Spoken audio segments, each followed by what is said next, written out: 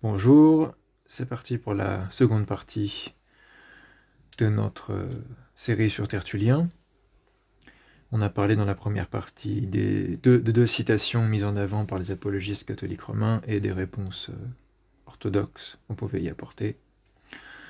Document à l'appui, maintenant on va regarder de plus près les citations qui nous permettent de nous faire une idée de la conception de l'Église que se faisait Tertullien, fin 2e, début 3e siècle. C'est principalement à partir du traité De Prescriptione Hereticorum, de la prescription contre les hérétiques, qui est le traité où il aborde le plus clairement la question de l'Église, des limites de l'Église, de l'hérésie, de la distinction entre la tradition de l'Église et les Écritures, et la manière dont les hérétiques abordent les Écritures, etc., etc. Et donc, c'est un traité écrit à l'époque orthodoxe tertullien, donc on va le ranger dans la partie A, l'orthodoxie. Quelle est l'ecclésiologie du tertullien avant le montanisme? Et on va commencer avec... donc on va citer dans l'ordre les passages les plus pertinents du traité, en partant des premiers chapitres jusque vers...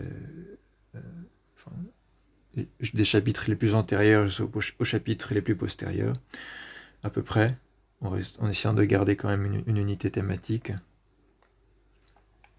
Et en gros, ça vous donnera un résumé, un florilège qui résume la position de Tertullien sur l'Église face aux hérétiques. Donc, tiré du chapitre 20, paragraphes 4 à 9.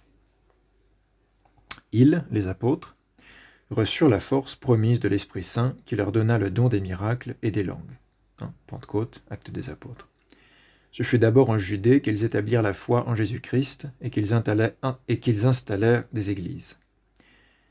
Puis ils partirent à travers le monde et annoncèrent aux nations la même doctrine et la même foi.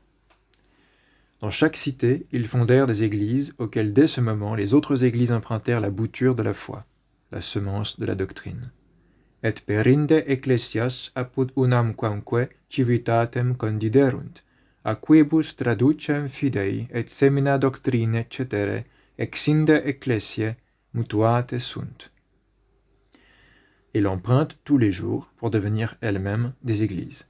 Et quotidie mutuantur ut ecclesiae fiant. Par cela même, elles seront considérées comme apostoliques en tant que rejetons des églises apostoliques. Toute chose doit nécessairement être caractérisée d'après son origine. C'est pourquoi ces églises, si nombreuses et si grandes soient-elles, ne sont que cette primitive église apostolique dont elles procèdent toutes. Tot actante ecclesiae una est illa ab apostolis prima, ex qua omnes. Qui parle de l'église de Jérusalem, l'église des apôtres. Toute église apostolique représente par succession cette même église première des apôtres. Elles sont toutes primitives, toutes apostoliques, puisque toutes sont une. Sic omnes prime et omnes apostolice, dum una omnes. Pour attester cette unité, probant unitatem, elles se communiquent réciproquement la paix. Elles échangent le nom de frères, elles se rendent mutuellement les devoirs de l'hospitalité, tout droit qu'aucune autre loi ne réglemente, que l'unique tradition d'un même mystère. Et justem sacramenti una traditio. Une très belle citation qui résume déjà parfaitement la vision que Tertullien se fait de l'Église. Et on la répétera à la fin pour qu'elle serve de conclusion, de résumé finalement.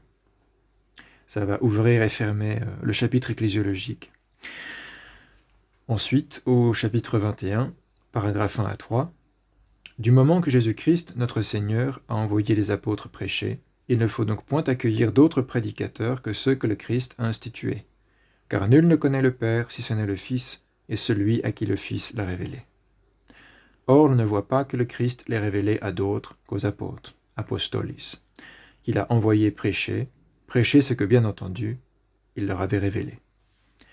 Mais quelle était la matière de leur prédication, autrement dit, qu'est-ce que le Christ leur avait révélé? Ici encore, j'élève cette prescription que, pour le savoir, il faut nécessairement s'adresser à ces mêmes églises que les apôtres ont fondées en personne. Non aliter probari debere, nisi per eastam ecclesias, quas ipsi apostoli condiderunt, et qu'ils ont eux-mêmes instruites, tant de vive voix, comme on dit, que plus tard par lettres. Ipsi eis predicando tam viva quod aiunt voce, quam per epistulas postea. Donc là encore, on insiste sur la fondation par les apôtres d'églises en différents endroits, qui en font des églises apostoliques et qui conservent le dépôt de la foi apostolique. Toujours au chapitre 21, les paragraphes suivants, 4 à 7. Dans ces conditions, il est clair que toute doctrine qui est en accord avec celle de ces églises, matrice et source de la foi, quae cum illis ecclesiis apostolicis matricibus et originalibus fidei, doit être considérée comme vraie, puisqu'elle contient évidemment ce que les églises ont reçu des apôtres, les apôtres du Christ, le Christ de Dieu.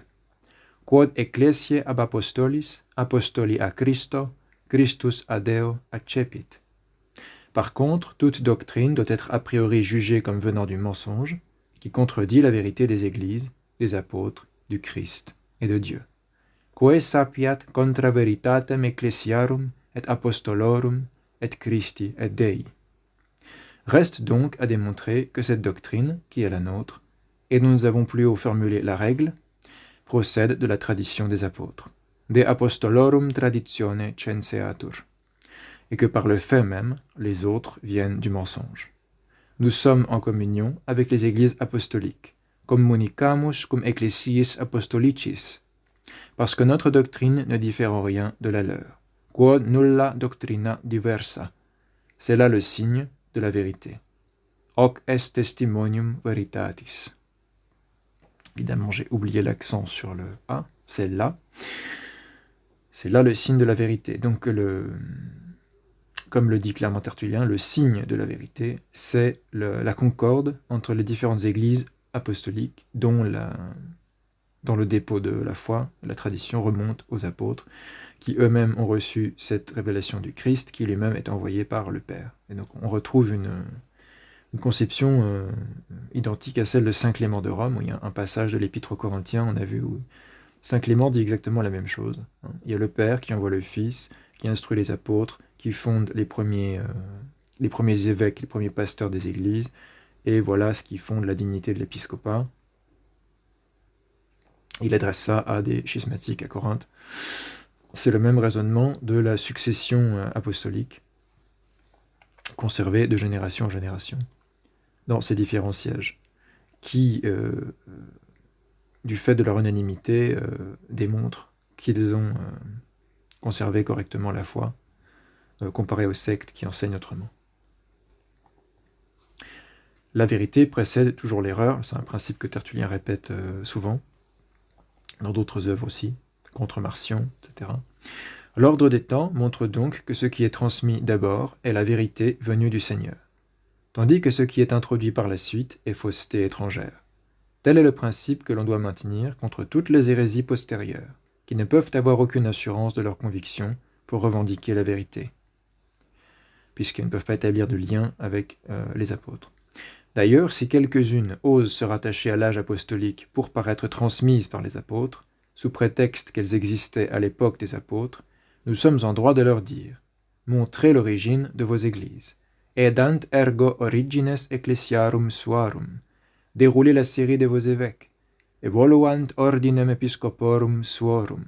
Se succédant depuis l'origine, de telle manière que le premier évêque ait eu comme garant et prédécesseur l'un des apôtres ou l'un des hommes apostoliques, aliquem ex apostolis, vel apostolicis viris, restez jusqu'au bout en communion avec les apôtres. Car c'est ainsi que les églises apostoliques rendent compte de leur lignée.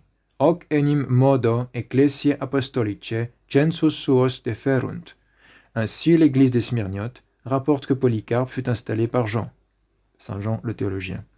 De même celle des Romains, que Clément fut ordonné par Pierre. Ce qui est déjà une tradition différente de celle de saint Irénée de Lyon, qui dit que le premier évêque de Rome fut Linus, l'un, puis Anaclet, puis Clément en troisième position. De même encore, d'une façon générale, les autres églises, utique etc., exhibent les noms de ceux qui, établis par les apôtres dans l'épiscopat, ab apostolis in episcopatum constitutos, possèdent la bouture de la semence apostolique. À nouveau, tournure, constitutos, passif, ab apostolis, par les apôtres. Ab, plus ablatif, qui indique l'agent du verbe au passif. Voilà, donc ça réitère le même principe. Ceux qui prétendent avoir des origines apostoliques, il va falloir le démontrer, un peu comme on démontre ces quartiers de noblesse.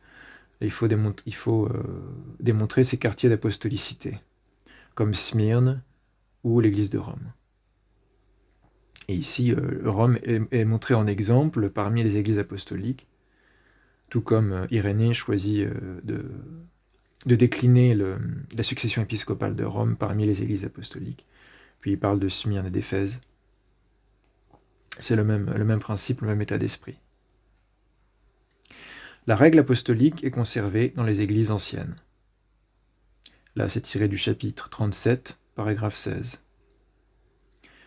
S'il est vrai que la vérité doit nous être adjugée en partage, à nous qui marchons dans cette règle que les églises nous transmettent après l'avoir reçue des apôtres, les apôtres du Christ, le Christ de Dieu, je répète encore, c'est important, c'est la notion de succession apostolique. Quicumque in ea regula incedimus quam ecclesiae ab apostolis, apostoli a Christo, Christus a Deo tradidit. Nous étions donc bien fondés à soutenir que les hérétiques ne doivent pas être admis à nous provoquer sur les Écritures, puisque nous pouvons démontrer, sans le secours des Écritures, qu'ils n'ont rien à voir avec les Écritures. C'est le grand argument de prescription de Tertullien. Il refuse de rentrer dans les débats sur tel verset des Écritures face aux gnostiques ou aux marcionites, ou qui vous voulez. Ça pourrait être des protestants aussi. Il leur dit non, vous n'avez pas le droit aux Écritures. L'Écriture est léguée, est la propriété de l'Église, léguée de génération en génération dans les églises apostoliques, et c'est un bien de l'Église que l'Église interprète avec la tradition apostolique qu'elle a reçue des apôtres, alors que vous l'usurpez pour l'utiliser contre cette tradition. C'est un argument de prescription qui est toujours valable aujourd'hui face à tous ceux qui veulent citer les Écritures contre la tradition ecclésiastique, comme si c'était une attitude apostolique, pas du tout. On lit les Écritures avec la tradition, l'exégèse, la compréhension des Écritures qui est léguée en même temps que ces Écritures dans l'Église, pour que justement leur lecture ne soit pas biaisée, que la regula fidei, sur laquelle insiste aussi bien Irénée de Lyon que Tertullien, ne soit pas transgressée ou violée par une exégèse fantaisiste ou d'origine étrangère. Et ce qu'il dit, on peut le dire aux protestants. Étant hérétiques, ils ne peuvent être chrétiens, car ils ne tiennent pas du Christ la doctrine qu'ils suivent. Enfin, c'est valable pour tous les hérétiques, mais ce qui est dit juste avant sur le fait que sans le secours des Écritures, ils peuvent démontrer qu'ils n'ont aucun droit sur les Écritures et qu'ils n'ont aucune succession apostolique, c'est ce qu'on peut dire aux protestants.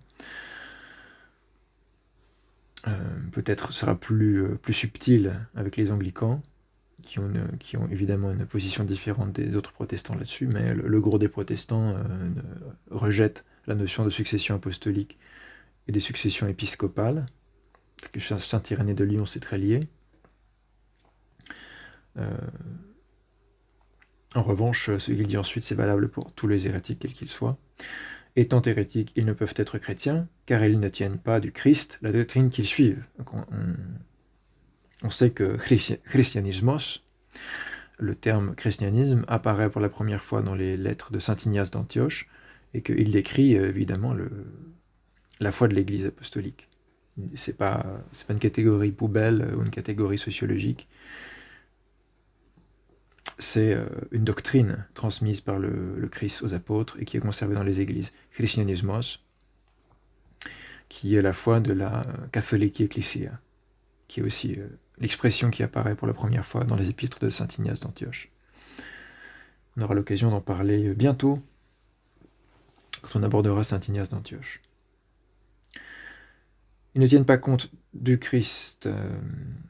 Ils ne tiennent pas du Christ la doctrine qu'ils suivent, de leur propre choix. C'est une analyse étymologique de hérésis, le fait de suivre son propre choix, en adoptant ce nom d'hérétique. Donc c'est un jeu de mots qu'on ne peut pas trop rendre en français.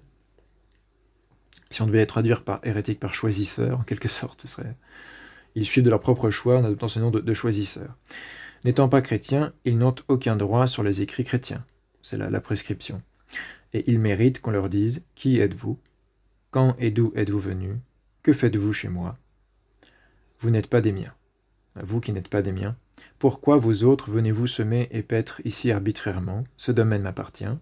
Je le possède d'ancienne date. Je le possédais avant vous. J'ai des pièces authentiques, émanant des propriétaires mêmes auxquels le bien a appartenu. Donc, par la succession des évêques jusqu'aux apôtres. C'est moi qui suis l'héritier des apôtres. Ego sum eres apostolorum.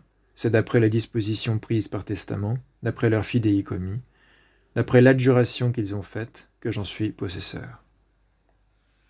Il y a beaucoup de vocabulaire du droit, vocabulaire juridique utilisé par Tertullien, puisque toute l'idée de la prescription est un concept juridique.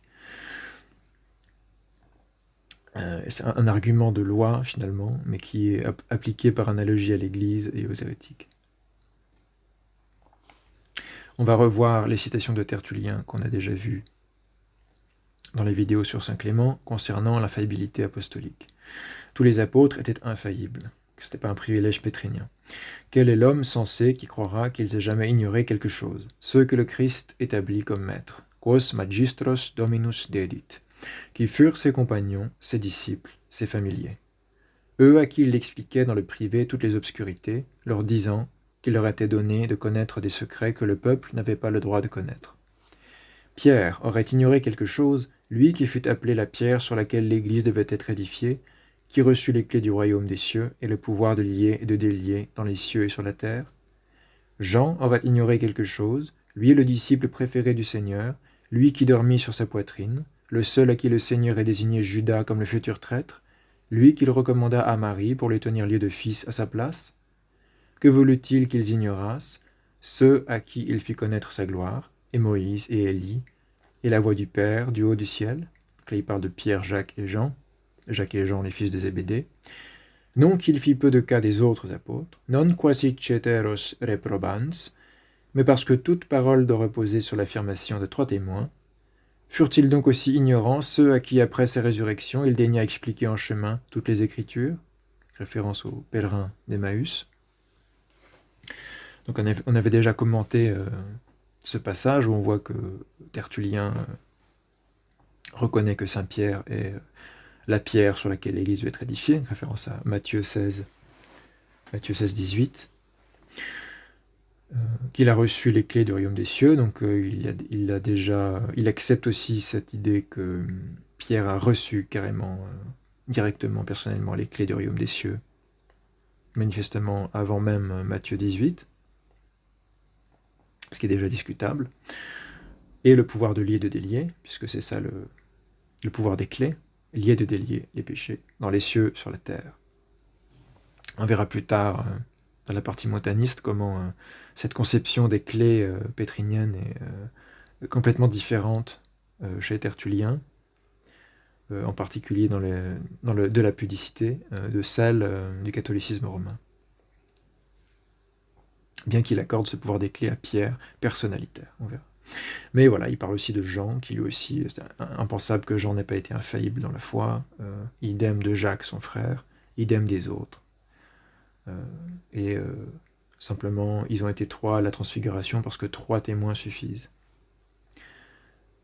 Il y a une note de l'éditeur aux sources chrétiennes.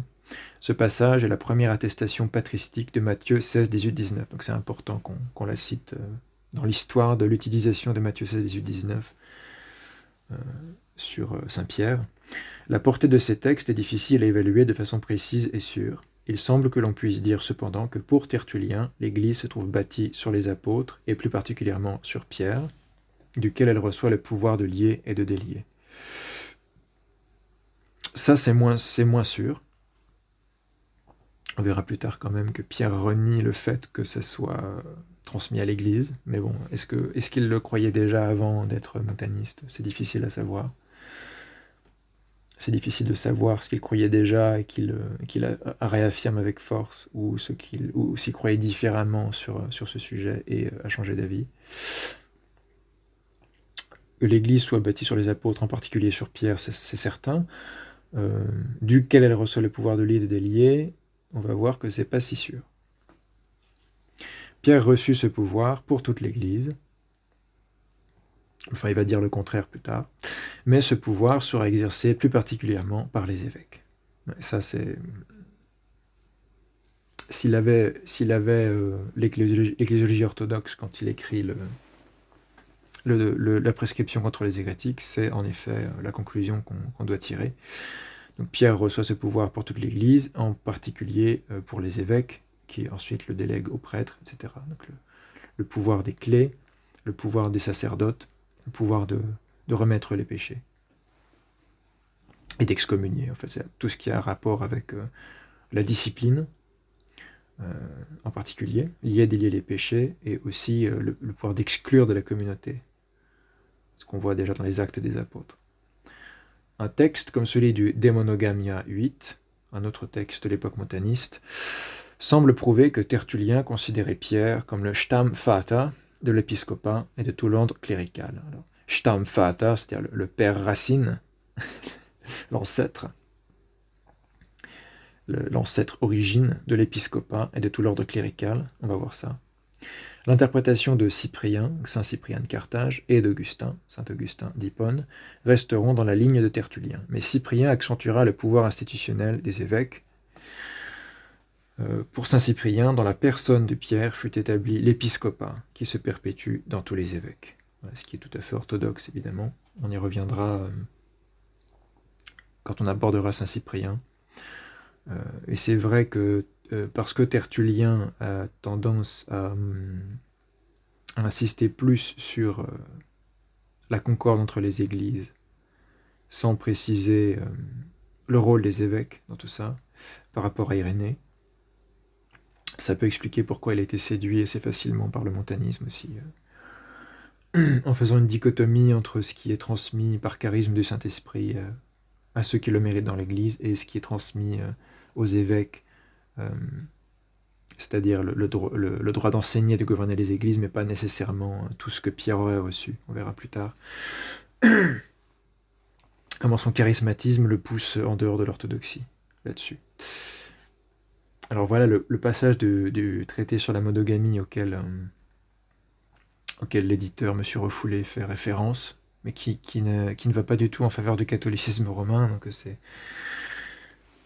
Encore une fois, ce ne sera pas un bon argument de citer ce passage. On en profite. Bon, déjà, c'est encore cité dans un traité que Tertullien écrit alors qu'il est en schisme avec l'Église apostolique, donc manifestement, il n'en tirerait pas des conclusions catholiques romaines. Et un traité où il défend la monogamie absolue, l'intolérabilité des secondes noces, contre l'Église apostolique qui, elle, tolérait les secondes noces et les tolère toujours. Saint Pierre, archétype du sacerdoce. Je ne trouve de marié que Pierre, donc là ils sont parmi les disciples du Christ, à cause de sa belle-mère. Mais je le présume monogame à cause de l'Église, puisque c'est fondé sur lui qu'elle allait recruter l'ordre entier de sa hiérarchie parmi les monogames. Et il y a une allusion sans doute aux épîtres pastorales de saint Paul. Dans 1 Timothée 3,2, il faut donc que l'épiscope soit irréprochable, qu'il n'ait eu qu'une seule femme, qu'il soit sobre, pondéré, de bonne tenue, hospitalier, capable d'enseigner. 1 Timothée 3,12, que les diacres soient mariés d'une seule femme, qu'ils gouvernent bien leurs enfants et leur propre maison. Donc il y a cette exigence de la monogamie pour ceux qu'il faut que Timothée devra élever au sacerdoce, puisque Timothée est l'équivalent ancien d'un évêque, et Paul lui donne des conseils pour sélectionner ceux qu'il doit accepter dans son clergé, puisqu'il a, lui, hérité du pouvoir d'ordonner la position des mains. Donc, le raisonnement de Tertullien ici, c'est, puisque vous voyez que c'est seulement parmi les monogames qu'on choisit ceux qui sont dignes de la cléricature et non parmi les polygames, ça montre bien que les secondes noces ne sont pas désirables, ne sont pas acceptables, et tout ça serait basé sur Pierre, archétype du sacerdoce, et Pierre monogame. Et on voit comment ça ça peut pas du tout fonctionner avec le catholicisme romain qui a fini par dogmatiser, entre guillemets, le célibat du clergé. Alors, évidemment, ça s'est fait progressivement en Occident. En Orient, ça n'a jamais été le cas. On a toujours conservé un clergé marié, en particulier pour les paroisses. Mais bon, et en Occident, c'était pareil. Il y avait énormément de prêtres mariés pendant longtemps, puis des conciles successifs ont décidé de serrer la ceinture. Sans doute, il y a une influence des invasions, plutôt de l'installation des peuples germaniques qui ont un impact sur les mœurs. Enfin, bon, il y a différents facteurs à prendre en compte, mais la doctrine officielle du catholicisme romain est devenue célibat du clergé obligatoire. Ah, sauf pour les uniates, parce que voilà, il ne faudrait pas leur mettre des bâtons dans les roues pour s'unir avec Rome. Ils peuvent tout conserver de leur tradition du moment qu'ils s'unissent avec Rome, mais la vraie position des catholiques romains, qui ne sont pas des uniates, c'est le célibat du clergé, et un point c'est tout. Or, au contraire, Tertullien s'appuie sur Pierre monogame pour défendre la monogamie, et pour dire que l'ordre entier de la hiérarchie a été choisi parmi les monogames parce que Pierre était monogame. Ce qui ne veut pas dire qu'il n'y avait pas de moines et de hiéromoines et de prêtres célibataires, mais il met l'accent là-dessus pour défendre la monogamie. On voit mal comment ça pourrait aller en faveur du catholicisme romain. Le fait de considérer Pierre comme l'archétype des évêques et du sacerdoce est quelque chose qui est tout à fait acceptable dans la pensée orthodoxe. C'est le typos de l'épiscopat. Et c'est pareil chez Saint Cyprien, chez Saint Augustin, le premier monsieur refoulé, c'est conservé par les saints africains postérieurs. Revenons à nos moutons de l'infaillibilité apostolique. On a revenu un peu en arrière, au chapitre 22, paragraphes 8 à 10.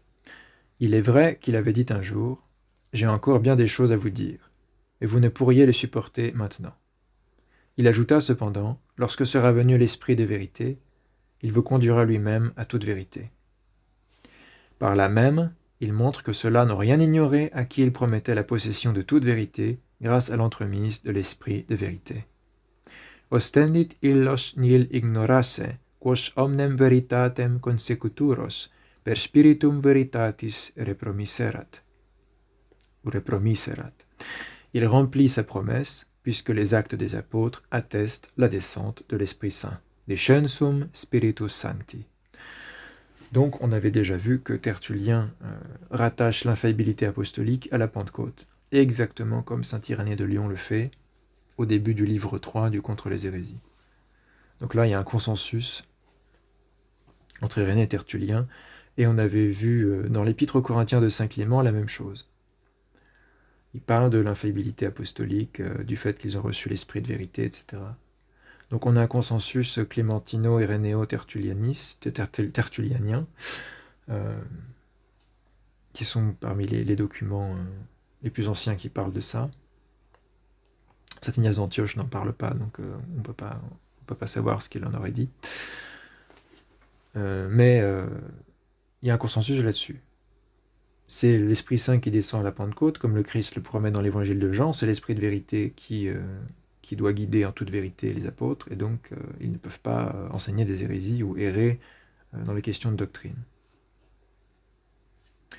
Les apôtres à l'école du Christ, c'est tiré d'un traité qui s'appelle le Scorpiaque, ou l'antidote contre les scorpions hérétiques, dont on ne sait pas s'il a été écrit avant ou après, il me semble, le passage au montanisme, mais c'est possible qu'il ait été écrit après. En tout cas, il conserve, évidemment, sous certains aspects, il conserve des points de vue tout à fait orthodoxes, comme ce qu'il explique là, les apôtres à l'école du Christ. Maintenant, qui connaîtra mieux la moelle des Écritures, medullas scripturarum, que l'école même du Christ? Ipsa Christi Schola. Ceux-là que le Seigneur d'une part s'est choisi comme disciples, pour leur apprendre toutes choses, omnia utique et docendos, et qu'il nous donna d'autre part pour maîtres, pour qu'ils nous instruisent en toutes choses. Omnia utique docturos. À qui aurait-il révélé le sens de ces paroles plutôt qu'à ceux devant lesquels il fit rayonner sa gloire? Encore référence à la transfiguration, c'est-à-dire à Pierre, à Jacques, à Jean, et ensuite à Paul, qu'il ravit au ciel avant même son martyre. Ces hommes divins écrivent-ils aussi d'une façon tandis qu'ils pensent d'une autre, étant apôtres du mensonge et non de la vérité? Donc encore une fois, dans le Scorpiaque, chapitre 12, il défend l'infaillibilité apostolique et il critique ceux qui prétendent que les apôtres n'ont pas tout reçu et qu'il y a une tradition secrète que le Christ aurait transmis à d'autres et qui sont les gnostiques, etc. Puisqu'il s'adresse principalement aux gnostiques dans ces traités-là, comme les traités contre les Valentiniens, contre Marcion, etc. On revient à la prescription contre les hérétiques, chapitre 27, la concorde des églises comme critère de la vérité, le critère de saint Irénée de Lyon, le critère orthodoxe. Il n'est donc pas croyable que les apôtres n'aient pas possédé dans sa plénitude la doctrine qu'ils annonçaient, ou n'aient pas livré à tous la règle de foi tout entière. Omnem ordinem regulae omnibus edidisse. Donc, ils trouvaient des gnostiques qui leur disent oui, d'accord, les apôtres sont infaillibles, mais ils n'ont pas tout transmis en fait à leurs successeurs, aux premiers évêques, aux premiers sacerdotes, etc. Et ils ont gardé un enseignement oral pour les happy few, et c'est pour ça que les Valentiniens, ou les Basilidiens, ou les Marcionites sont les vrais chrétiens, etc. Elle leur dit non, c'est pas crédible qu'ils aient pas livré toute la foi qu'ils ont reçue,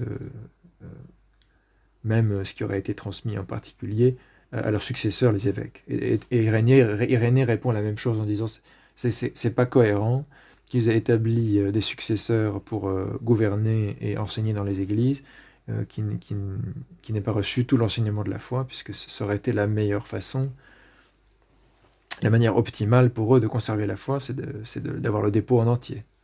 On ne voit pas très bien quel intérêt aurait eu le Christ, d'une part à transmettre la moitié des choses aux apôtres et l'autre moitié à on ne sait pas qui, ou quel intérêt aurait eu les apôtres à transmettre la moitié des choses à leurs successeurs et en secret d'autres choses.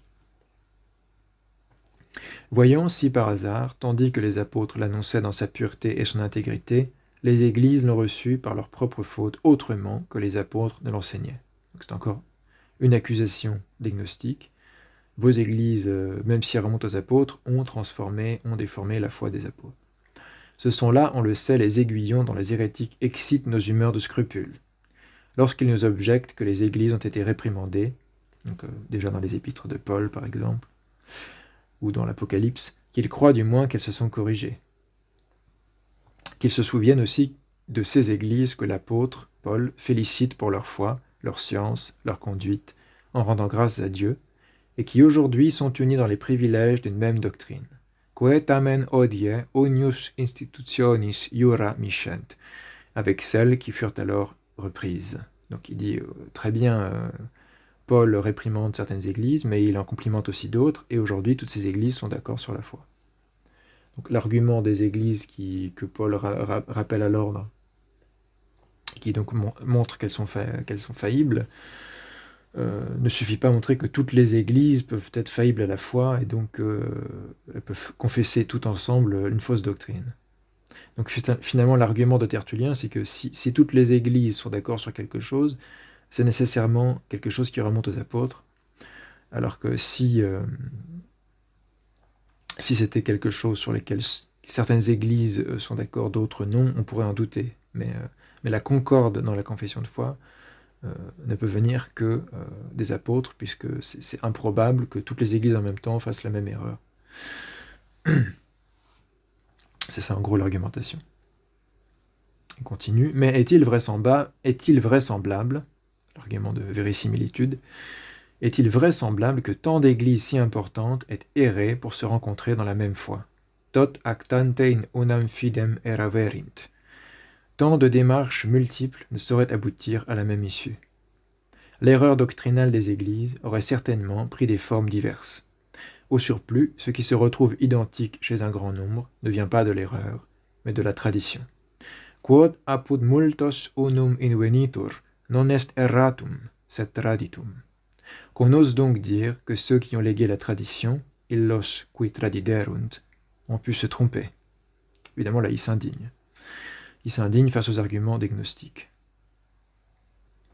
Donc, ce qui démontre l'infaillibilité des églises et la bonne conservation de la foi, c'est la concorde des églises.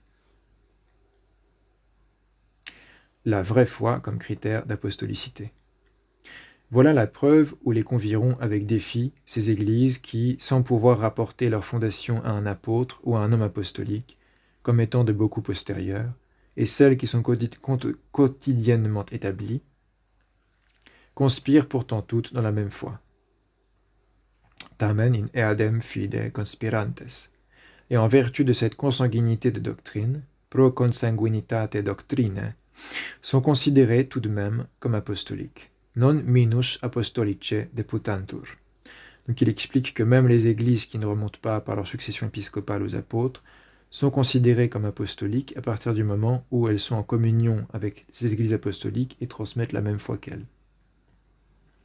C'est ça qui part de la bouture de la foi apostolique qui est finalement, même si elle est déposée dans les églises fondées par les apôtres, quand elle est transmise aux églises filles, ça fait d'elles aussi des églises apostoliques du fait qu'elles aient la même foi. C'est pour ça que j'ai titré la vraie foi comme critère d'apostolicité. C'est pas simplement la succession apostolique, c'est aussi le dogme lui-même, la conservation du bon dogme lui-même. Donc, que toutes les hérésies sommées par nos églises de fournir cette double preuve manifestent les raisons qu'elles ont de se dire apostoliques. Donc il faut prouver qu'on a une succession apostolique, il faut prouver aussi la consanguinité des doctrines avec les églises qui ont une fondation apostolique. Mais elles ne le sont pas, et elles ne peuvent non plus prouver qu'elles ont ce qu'elles ne sont pas. Aussi les églises qui sont apostoliques de quelque manière ne les reçoivent-elles sous aucun prétexte dans la paix et la communion, vu qu'en raison de la divergence de leur mystère, de leur Eucharistie, de leur sacrement, de leur foi, elles ne sont en aucune façon apostoliques. Ob diversitatem sacramenti nullo modo apostolice. C'est un passage très important.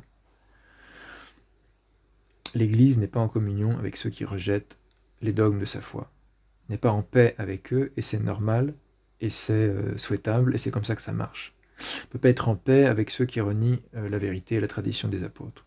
C'est pas ça la paix du Christ. La paix du Christ, c'est évidemment la paix des églises qui conservent la foi apostolique et qui, de ce fait, ont une même Eucharistie, un même mystère, et donc partagent les liens de la paix, comme Tertullien le disait plus haut. Ils s'appellent frères, ils partagent les droits de l'hospitalité, ces droits qui n'ont d'autre raison d'être que l'unité d'un même mystère, d'une même tradition, etc. Ensuite, un extrait du premier livre Contre Marcion, dont on sait qu'il a été rédigé avant que Tertullien devienne montaniste. Il a réécrit ensuite d'autres livres, et il a réécrit les livres plus anciens, mais il a écrit 6 ou 7 livres contre Marcion, et les premiers livres, il les a écrits alors qu'il était orthodoxe, puis il a continué ensuite. Marcion était l'un des plus grands hérétiques de l'époque, évidemment, qui rejetait le Nouveau Testament et toute une partie qui rejetait l'Ancien, excusez-moi, et toute une partie du Nouveau, et avait un système dualiste. Et contre Marcion, Tertullien explique à nouveau sa vision de l'Église. Les églises apostoliques gardent en commun la foi pure, ou bien nul ne la gardait, soit l'un, soit l'autre. Si, après l'époque des apôtres, la vérité a subi une adultération sur la doctrine de Dieu, c'est donc qu'à leur époque, la tradition apostolique n'a subi aucune atteinte concernant cette doctrine de Dieu. Par définition, pour qu'il y ait adultération, il faut qu'à l'origine, il y ait un état saint de la doctrine. Et il n'y a pas à reconnaître d'autres traditions apostoliques en dehors de celles que publient aujourd'hui leurs églises. Non alia agnoscenda erit traditio apostolorum, quamque odie apud ipsorum ecclesias editur. D'église de lignée apostolique, apostolici census ecclesiam, tu n'en trouveras aucune qui ne professe le christianisme au nom du Créateur. Contre les marcionites, qui prétendent que le Dieu créateur n'est pas le Père du Christ et que c'est un mauvais démiurge, etc. Ou alors, si elles ont été corrompues dès l'origine, la théorie du blackout dès l'époque des apôtres, quelles seront celles qui ont gardé leur pureté? Si erunt a primordio corrupte, quae erunt integre. À n'en pas douter, celles qui s'opposent au Créateur. Donc là, c'est ironique. Évidemment, les marcionites vont répondre, mais c'est nous qui avons conservé la pureté de la foi apostolique. Évidemment.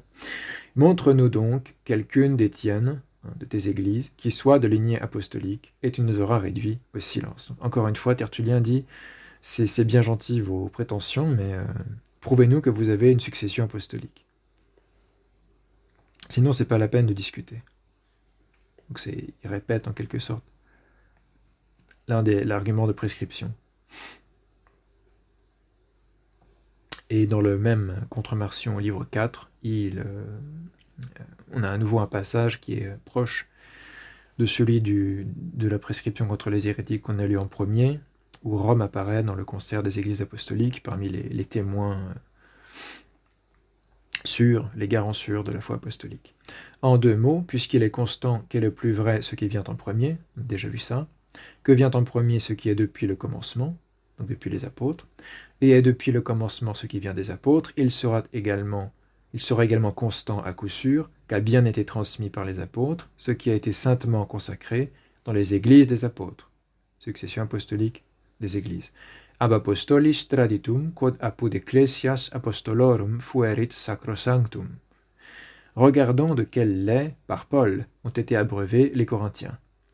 D'après quelles règles ont été redressés les Galates, ce que lisent les Philippiens, les Thessaloniciens, les Éphésiens, ce que même les Romains nous font entendre de tout près, quid etiam Romani de proximo sonent, eux à qui Pierre et Paul à la fois, et Petrus et Paulus, ont laissé l'Évangile, après l'avoir aussi scellé de leur sang.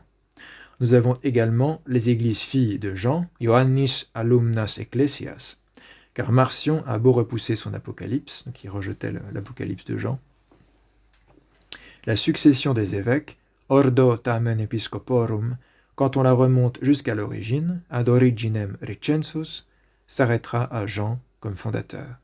In Ioannem stabit auctorem. Donc, là, clairement, il fait allusion à la succession épiscopale, comme gardien de la succession apostolique. Donc, c'est la même chose que saint Irénée de Lyon. Alors on pense qu'il a écrit le livre 4 de Contre-Marcion dans la période montaniste, mais ça ne l'empêchait pas de croire dans l'apostolicité des églises, etc. Simplement, il s'imaginait qu'il pouvait être en schisme avec tout le monde et charismatiquement être en lien avec ces églises. Enfin, c'est parfois difficile d'établir exactement la chronologie et comment fonctionne le point de vue global de Tertullien dans son shift de l'orthodoxie au montanisme, mais il conserve des idées orthodoxes qui, sans doute, il allie à des conceptions qui ne le sont plus, et ça fait un système un peu patchwork. Mais il croit toujours dans la succession épiscopale liée aux apôtres. Et donc les églises d'Asie qui ont été fondées par Jean, les églises filles de Jean, sont des églises apostoliques, et elles n'ont pas la foi de Marcion. Et de même, Rome, fondée par Pierre et Paul, où ils ont subi le martyre, n'a pas la foi de Marcion. Et de même, Corinthe, les Galates, Philippe, Thessalonique, Éphèse n'ont pas la foi de Marcion, et elles sont toutes apostoliques, et elles sont toutes d'accord contre Marcion. On ne peut pas avoir un argument plus fort d'ortiquité, d'apostolicité, etc.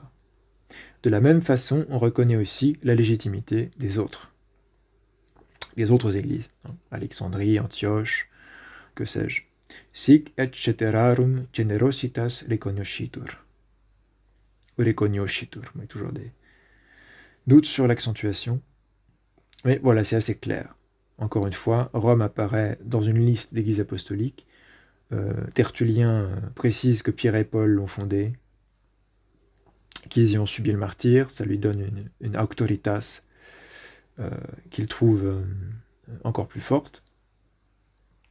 C'est assez proche de ce que saint Irénée laisse penser, quand il dit que voilà, elle a été fondée par les très, très glorieux Pierre et Paul. Bon, il ne parle pas de leur martyre, mais il mentionne cette double apostolicité par Pierre et Paul. Et c'est ce qui fait le prestige de Rome. Pas du tout un lien purement pétrinien, pétrinocentré, etc., comme ça sera développé plus tard.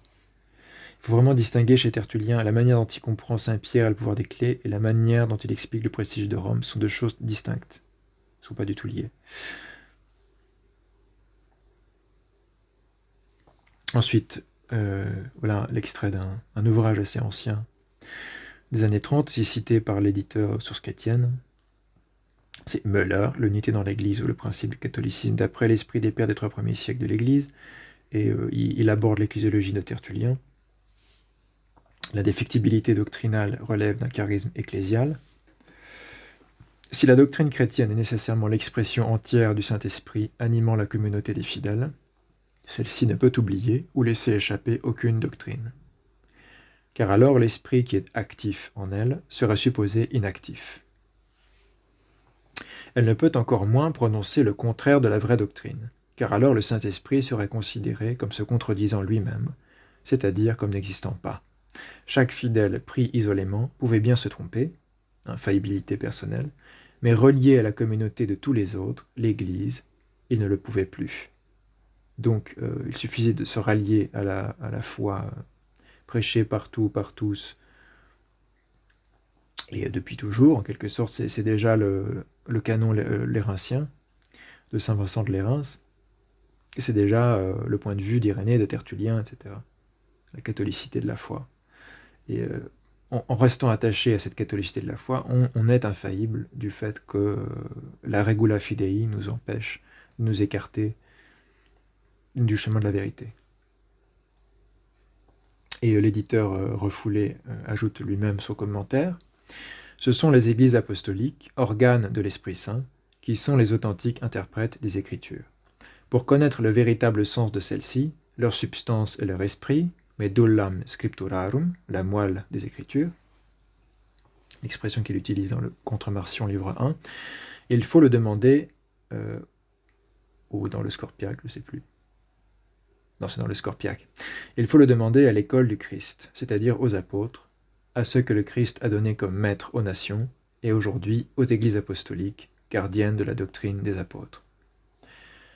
De même que les apôtres se sont bornés à transmettre la doctrine qu'ils avaient reçue du Christ, les églises gardent cette doctrine et la transmettent intégralement à toutes les générations. Pour connaître la vérité, il est donc inutile d'interroger les docteurs.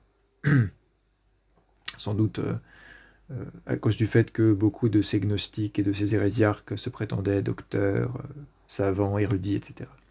Il suffit de s'informer de la règle de foi des églises apostoliques, la regula fidei, au canon tis pisteos ou tis aletheas, c'est aussi la regula veritatis, la règle de la vérité. Une expression que tous les pères utilisent, on la retrouve chez saint Irénée, évidemment en grec, on retrouve chez Clément d'Alexandrie, etc. Saint Clément de Rome a une expression assez proche, il parle du canon de la tradition apostolique. Il parle de la règle pure et vénérable de la tradition. On avait vu ça. C'est la même idée.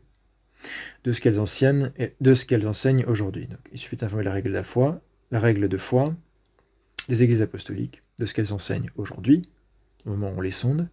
Cette argumentation n'implique à aucun moment que soit apportée la preuve de la perpétuité de la foi dans les églises apostoliques. Cette preuve est a priori impliquée par la continuité historique des églises avec les apôtres, donc la succession apostolique. Puisqu'une telle continuité est jointe à l'unanimité dans la foi, on a vu le double critère, de ces mêmes églises apostoliques, garantit l'action de l'Esprit Saint dans ces églises, ou plutôt c'est le signe que l'Esprit Saint agit bien dans ces églises. On peut retracer historiquement la succession et on peut sonder, constater le fait qu'elles sont unanimes à proclamer la foi, la même foi. La certitude en matière de foi n'est pas en définitive constituée par la lettre même des Écritures, sur laquelle l'astuce hérétique s'est toujours élevée des contestations, n'est-ce pas ? Mais par l'interprétation qu'en donnent les églises apostoliques, car elles ont reçu le dépôt et elles sont conduites à toute vérité par l'Esprit Saint demeurant en elles. C'est comme ça que M. Refoulé résume l'ecclésiologie de Tertullien vis-à-vis de comment fonctionne l'infaillibilité doctrinale dans l'Église. C'est un très bon résumé. Il continue. Les Églises ont reçu cette tradition des apôtres, elles la gardent comme un dépôt précieux, cf. Chapitre 25, paragraphe 2, et la transmettent aux générations suivantes. Dans cet acte de transmission, les Églises sont assistées par l'Esprit Saint pour ne pas errer. Voir chapitre 28, paragraphes 3 et 4.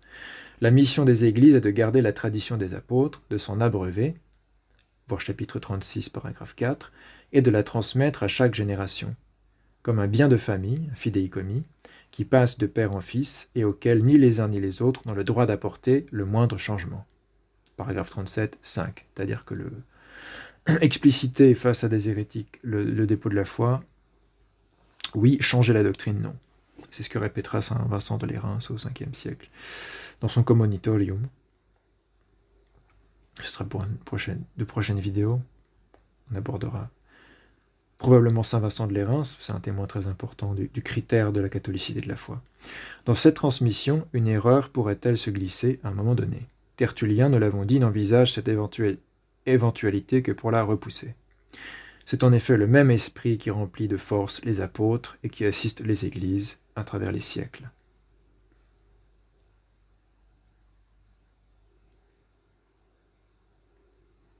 Et on va s'arrêter là pour la deuxième partie. Examen.